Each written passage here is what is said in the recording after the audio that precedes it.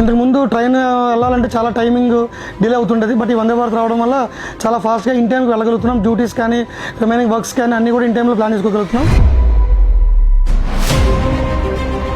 Amrit Bharat scheme కింద 546 స్టేషన్లు redevelopment scheme కింద ప్రాసెస్ అనేది స్టార్ట్ చేశారు.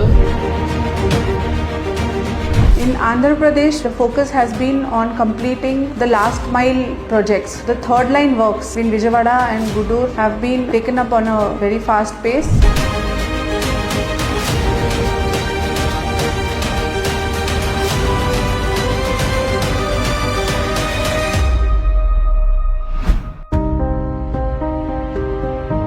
ఆంధ్రప్రదేశ్ రాష్ట్రం శరవేగంగా పురోగతి వైపు దూసుకు వెళుతోంది.